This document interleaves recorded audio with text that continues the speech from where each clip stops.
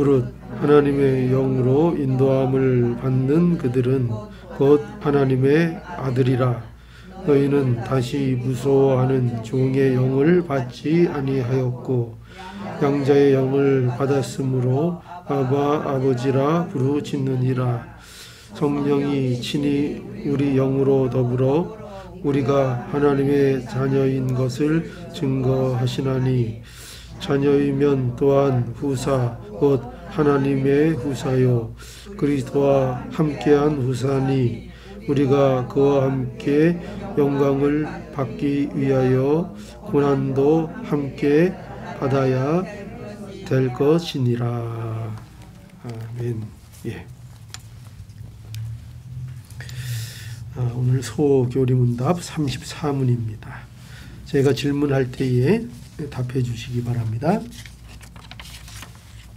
자, 주보 보시고요.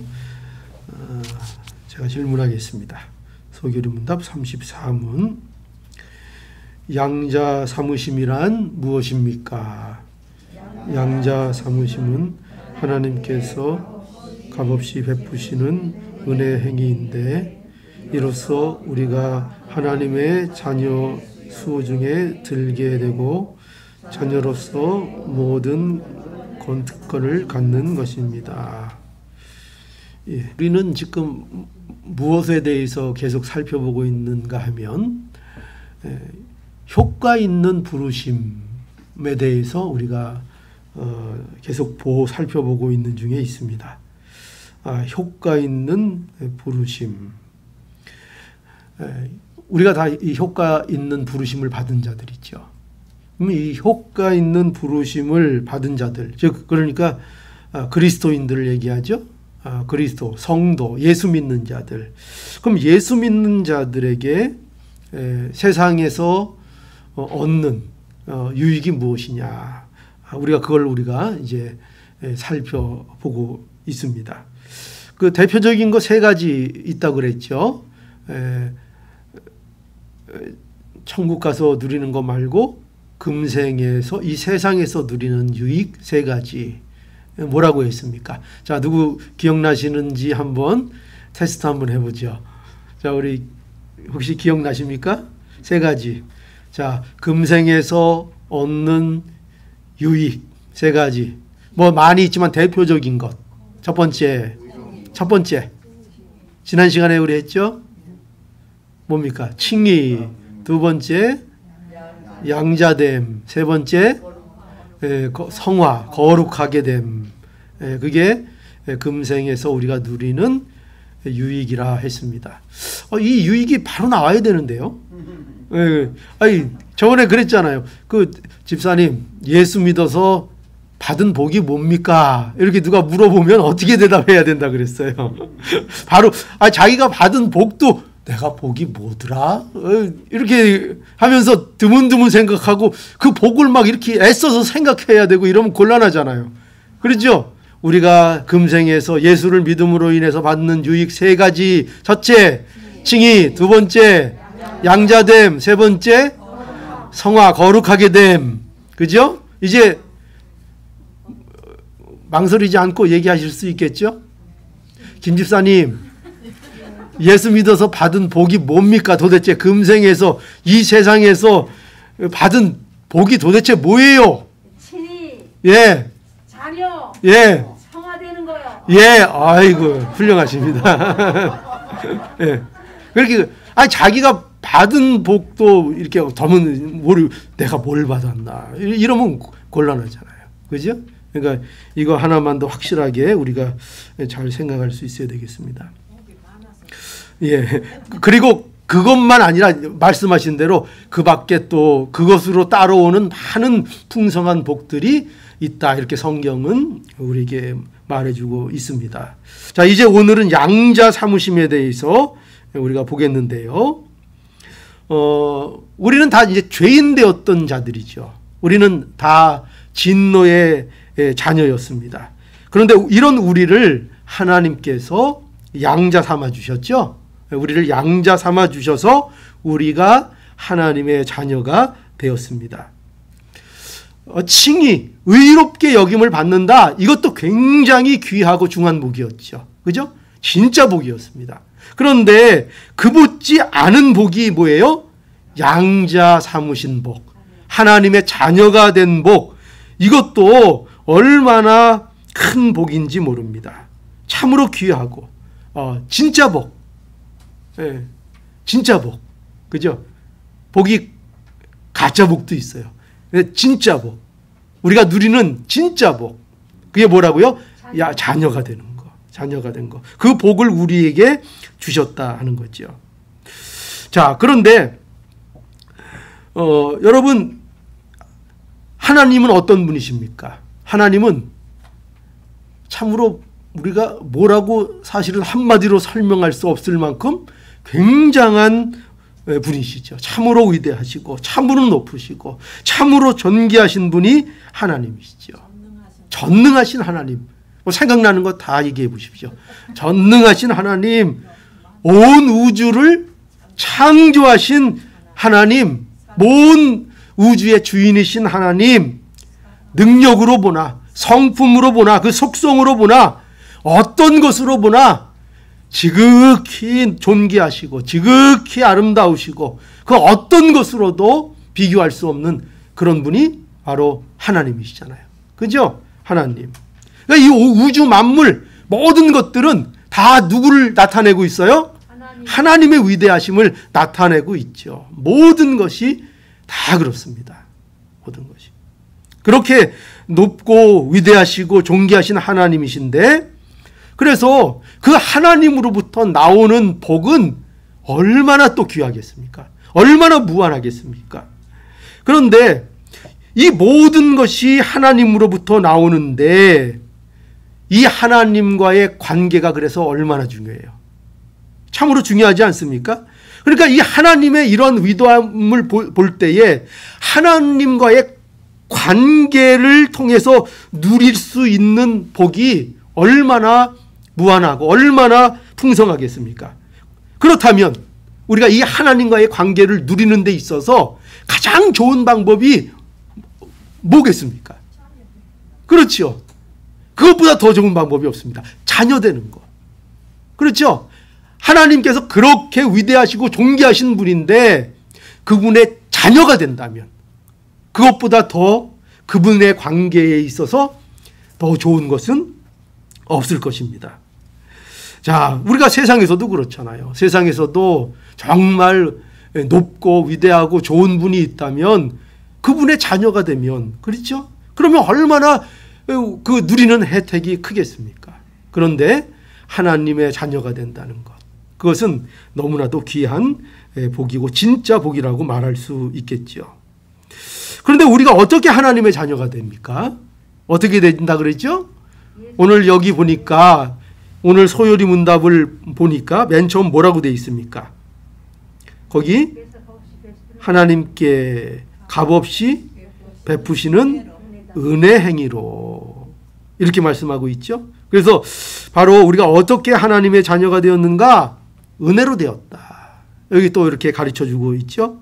양자 삼으심은 하나님께서 값없이 베푸시는 은혜 행위이다 하는 것을 가르쳐주고 있습니다. 그러니까 여러분, 우리가 누구의 자녀가 된다는 것 말이죠. 여러분, 우리 마음대로 할 수 없는 문제인 거죠. 여러분 중에 혹 내가 부모를 선택해서 부모를 가지신 분이 있습니까? 없어요? 진짜 없어요? 네. 좀 똑똑하신 분은 그런 분 없습니까? 좀 IQ가 좀 높으신 분들은 내가 부모를 좀 이렇게 잘 만나야 되니까 내가 부모를 내가 선택해서 그렇게 할 수 있는 사람이 있습니까? 없지요.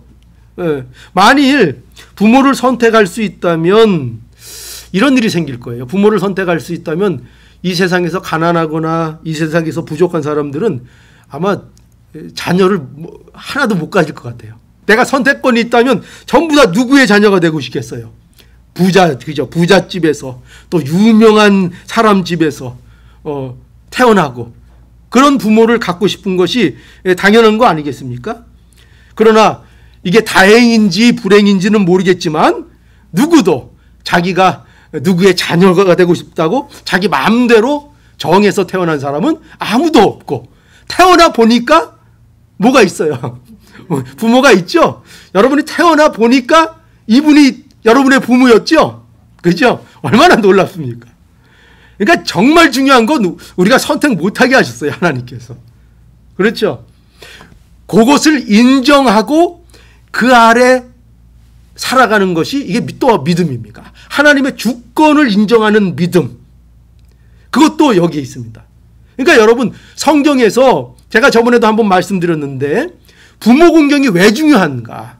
부모 공경이 왜 중요하다고요? 왜 부모를 공경하는 게 중요하다고요? 하나님께서 내게 주신 부모. 그러니까 내가 선택하지 않은 대표적인 게 뭐예요? 부모예요. 나의 부모.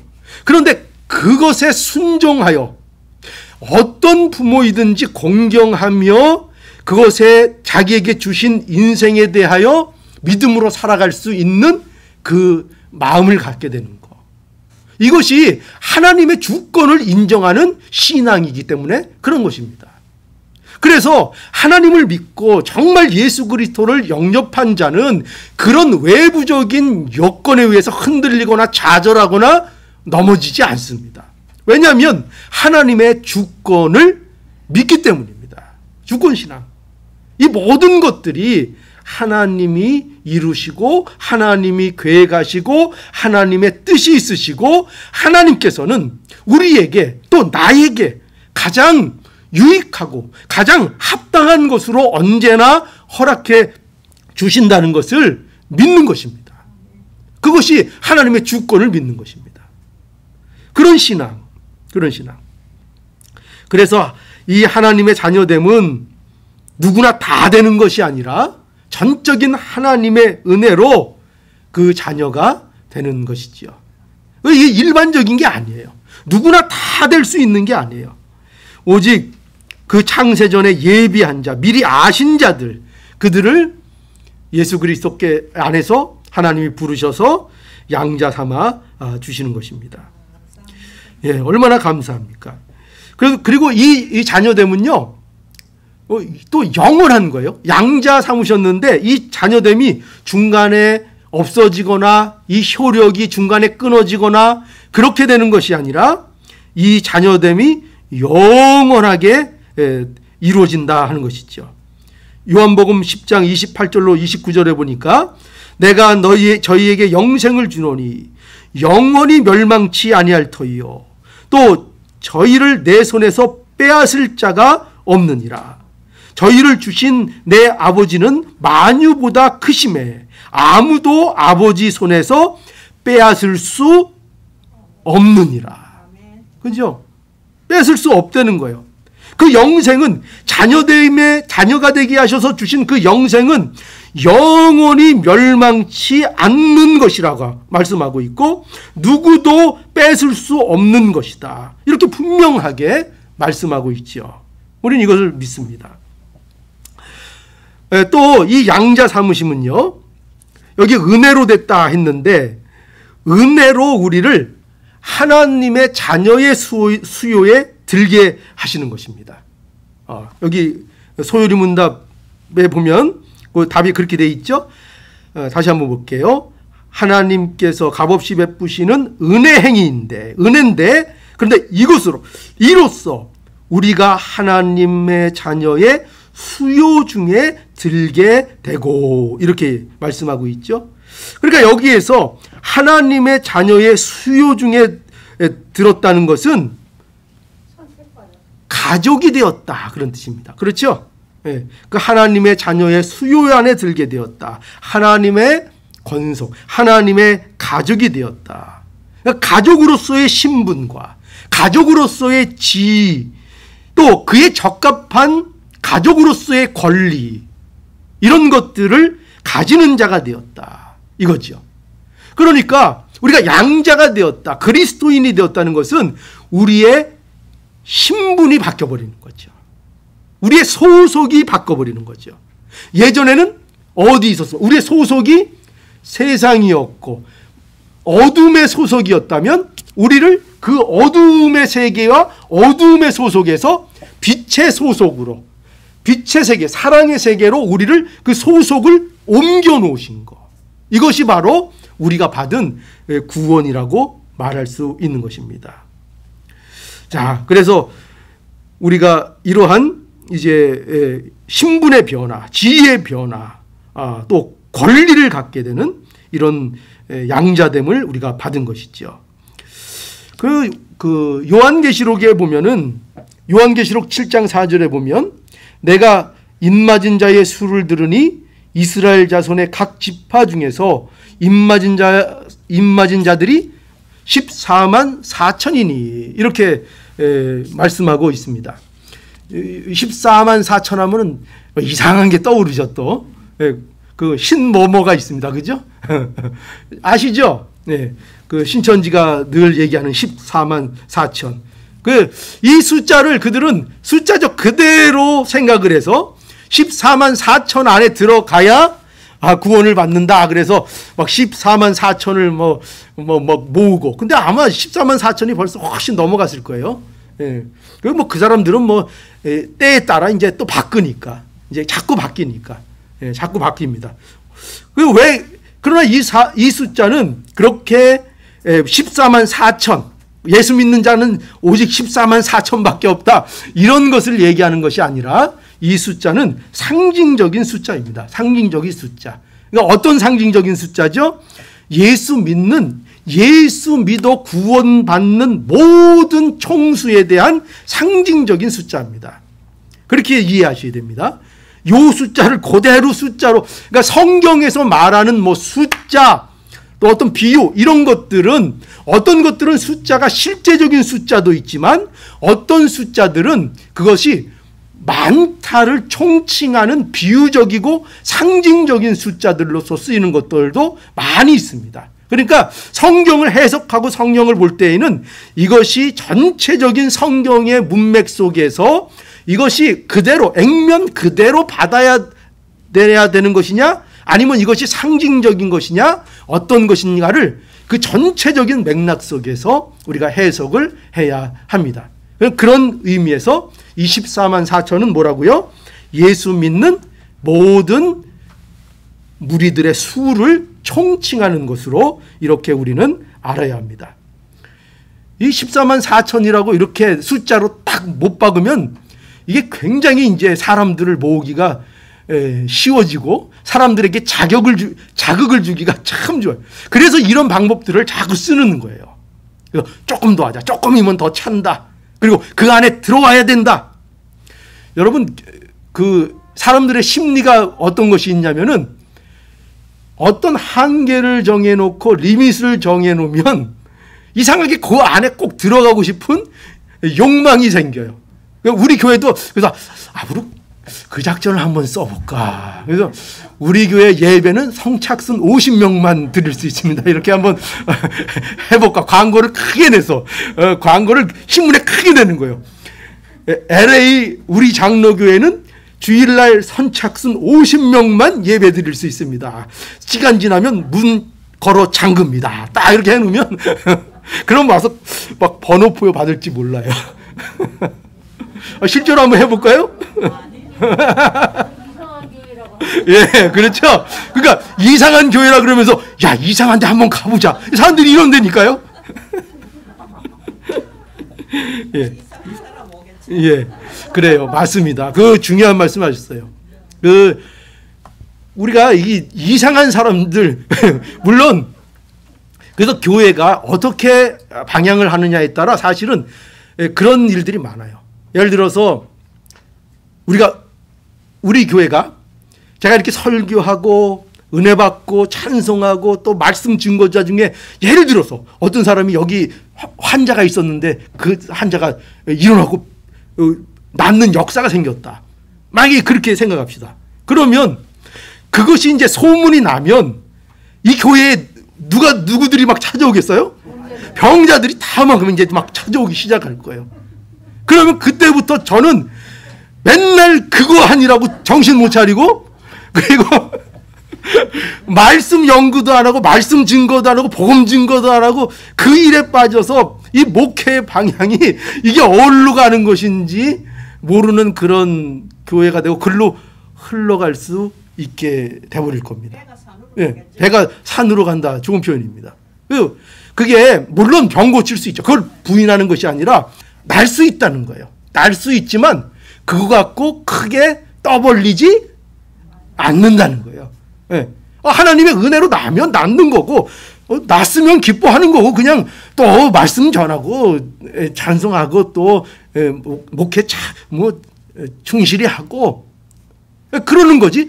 그런 어떤 일들에 휘말려서 따라다니고 거기에 동화되고 그러면은 이제 망하는 거예요. 재견회에서는 망하는 거예요. 그 교회 망하는 거예요. 인원 암만 많아져도 망하는 거예요. 하여튼 뭐 동의하시는 분도 있고 안 하시는 분도 계실지 모르지만 하여튼 재견회에서는 망하는 거예요. 교회.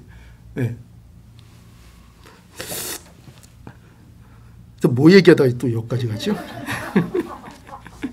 14만 4천. 14만 4천. 그래서 우리가 그런 거 영적으로 잘 구분을 해야 합니다. 자, 그래서 양자 우리를 이제 우리가 가족이 되었다 하는 거죠. 가족이 되었다.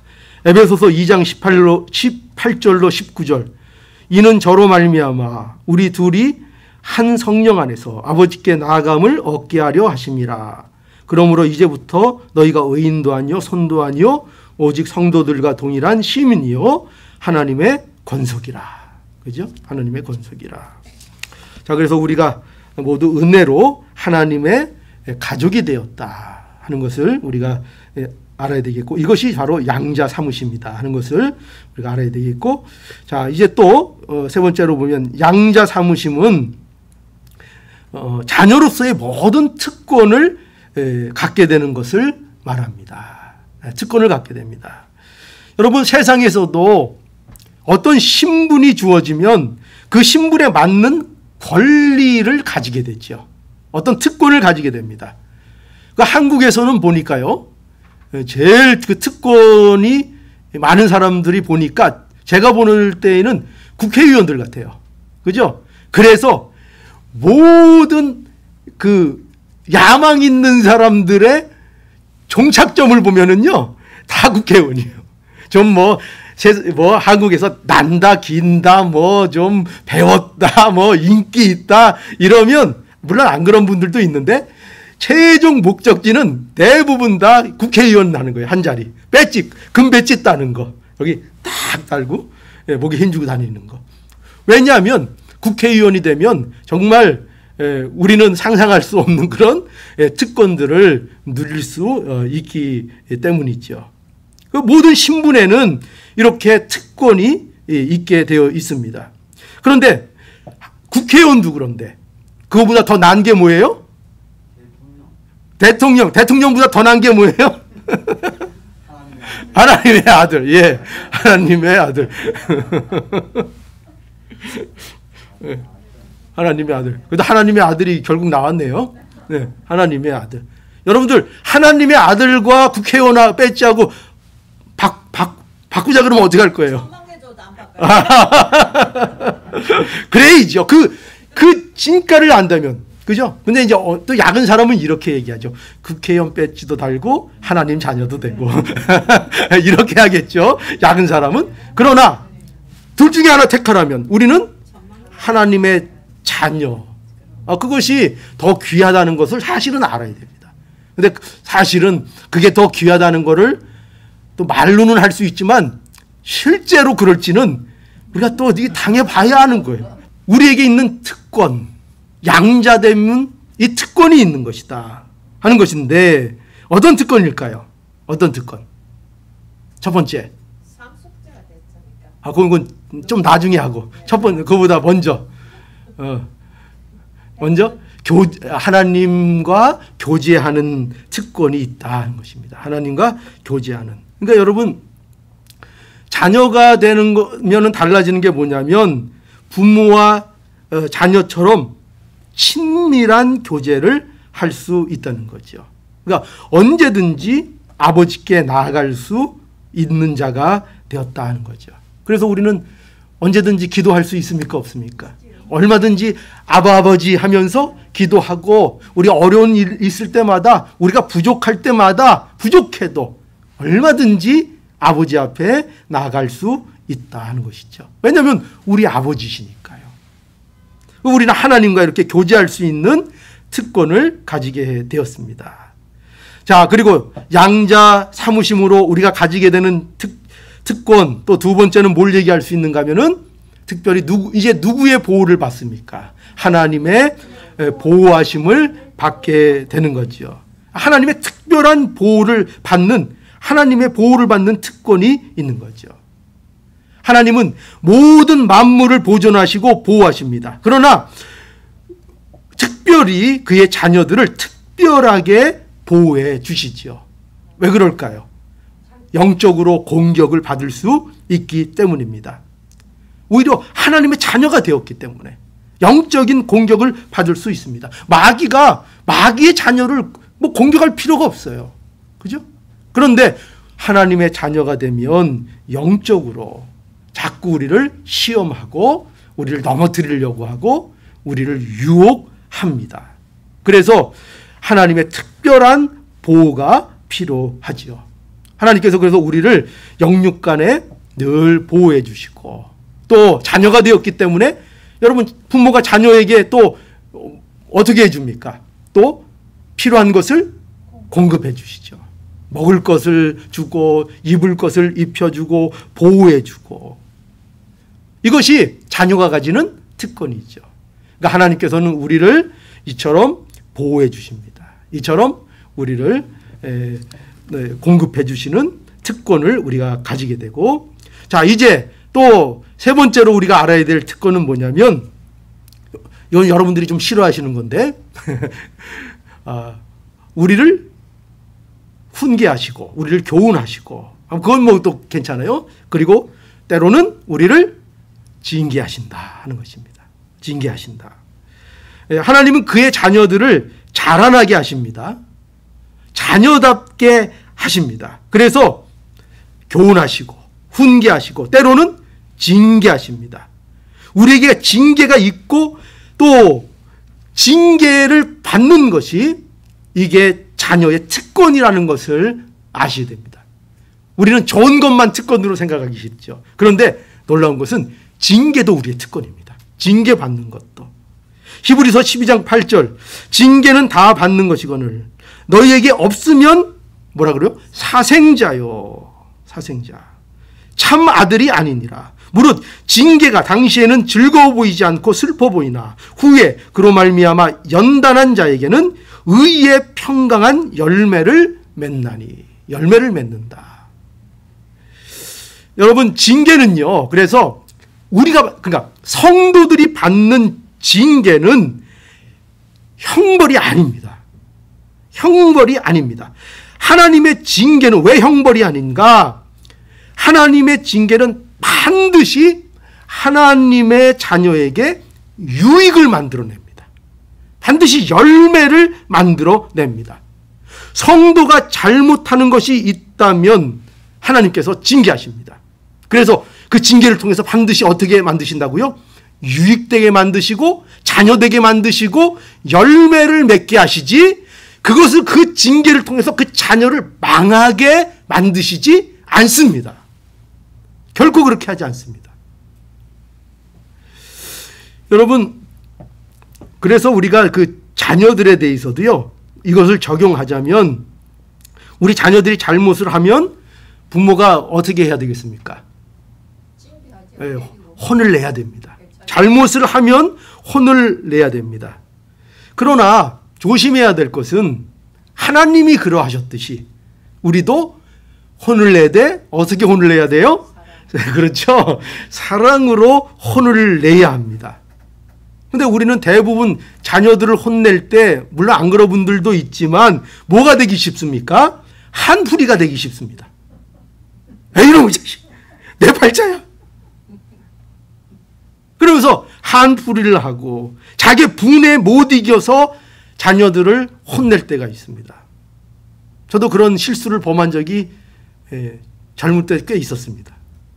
그러면 안 됩니다. 그러면 안 됩니다. 우리 아들내미가 있으니까 거짓말은 못 하겠고.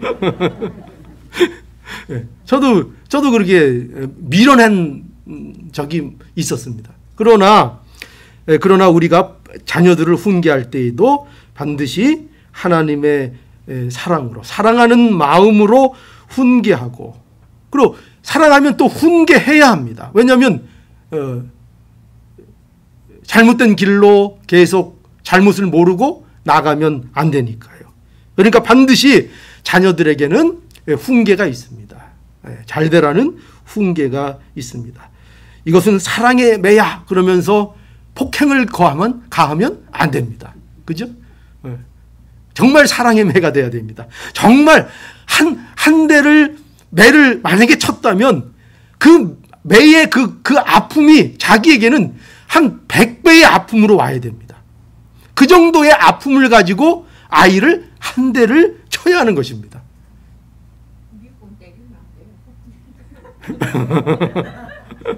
네, 그래서 미국 와서는 안 합니다. 네, 그 근본적으로 그 좋은 법입니다. 네, 아주 좋은 법입니다. 네, 어떤 경우에서도 그 폭행은 합리화될 수 없습니다. 부모와 자녀지간에도. 그러나 우리가 이제 성경적으로 사랑의 훈계나 사랑의 채찍은, 그러니까 그 이제 잘 구분이 되고 잘 실행이 돼야 되는데, 이제 그게 워낙 잘 실행이 안 되니까 이제 법으로 이제 해서 그게 이제 아예 뭐 그냥 근본적으로 못하게 이렇게 돼 있어서 아쉬움이 있지만, 뭐 인간의 법이 완전할 수는 없으니까요. 그러나 하여튼 우리가 지혜롭게 합시다. 지혜롭게 자녀를 잘 훈계할 수 있기를 바랍니다. 그래서 이게 뭘 얘기하는가? 징계가 뭐라는 거예요? 징계가? 우리는 그것이 특권이라고 생각 안 하는데, 자녀에 대한 징계, 우리에게 내려지는 하나님의 징계가 우리가 자녀이기 때문에 받는 특권이라는 거. 그러니까 여러분들이 내가 분명히 뭘 잘못하고 있는 것 같은데 징계가 없으면 여러분들이 그거를 이상하게 생각하고 여러분들이 두려워할 수 있어야 됩니다. 나는 아무렇게나 해도 징계가 없어. 그러면서 이러면 안 됩니다. 그게 아니라 이러면 안 되는데 하나님 저 정신 차리게 좀 해주세요. 오히려 그렇게 할 수 있어야 됩니다. 자, 그래서 교훈하시고 때로는 징계하시는 것도 우리의 특권이다. 그리고 이제 마지막으로 이제 드디어 나옵니다. 우리의 양자됨의 특권이 뭐예요? 마지막으로 상속. 우리가 이제 하나님의 나라를 상속받는 자다. 이 자녀의 특권입니다. 자녀들이 부모의 유산을 상속받을 권리가 있는 것처럼 이제 우리가 맏형이신 예수 그리스도 안에서 모든 좋은 것들을 우리가 상속받는 하나님의 자녀의 특권을 누릴 수 있게 되었다 하는 것을 우리가 알아야 하겠습니다. 자, 그래서 몇 가지로 우리가 우리의 특권을 봤죠? 자녀됨의 특권. 첫 번째, 하나님과의 교제. 그죠? 두 번째, 우리를 보호해 주신다 하는 것이고, 세 번째, 우리를 때로는 훈계하시고 징계하신다. 또 네 번째, 우리에게 상속권을 주셨다. 이것이 우리가 양자되어서 우리가 누리게 되는 우리의 특권이다. 예. 그러니 여러분 하나님의 자녀가 되었다. 이것보다 더 안전하고, 이것보다 더 따뜻하고, 이것보다 더 평안한 복이 어디 있겠습니까? 이것처럼 진짜 복이 어디 있겠습니까?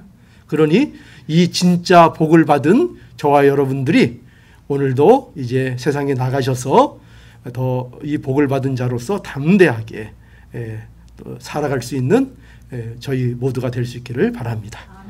예, 기도하시겠습니다.